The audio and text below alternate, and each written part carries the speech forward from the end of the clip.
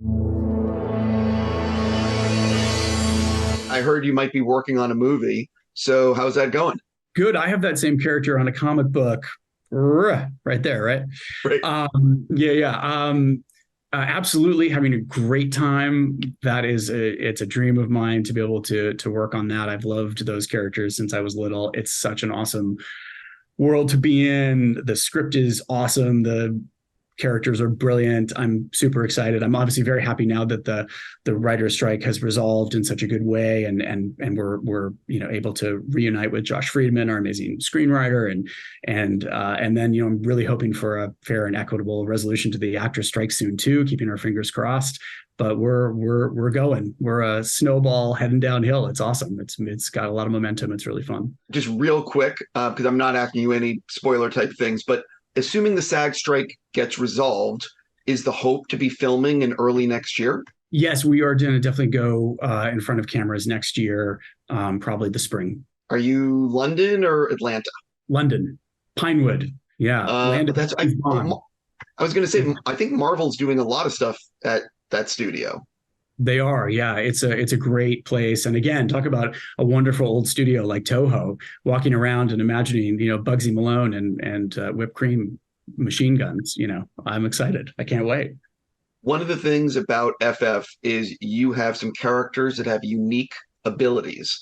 And I would imagine you have been, even while the strike's been on, you've been probably working with VFX companies to try to develop those, you know what I mean? Like how is that going to look on screen? So how has it been going looking at VFX for some of these characters and finding the way you want to bring these things to life? We have been nonstop, despite the strikes. Yes, we've been working with, VFX and with production design and building our world. And that's been incredibly exciting. And, how do you translate those skills into live action in dynamic ways?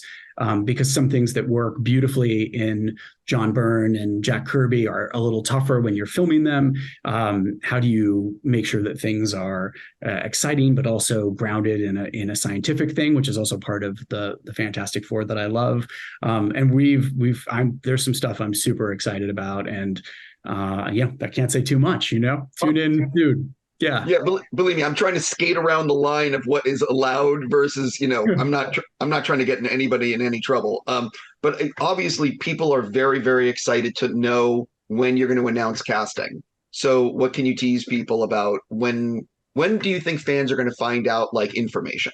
Hard to say. Like I said, we're in the middle of a SAG strike, and I'm keeping my fingers crossed that they get a great deal really soon, and we can go back. And then once that's resolved, there'll be a plan at that point. But I can't say too much. But there will be an announcement at some point. I know the internet is very excited to find out, and I'm excited to share it. I just can't do it yet. One of my last things, I love IMAX and the large screen format, and it shows what Nolan did with Oppenheimer was just amazing, and getting people so excited to go see IMAX 70.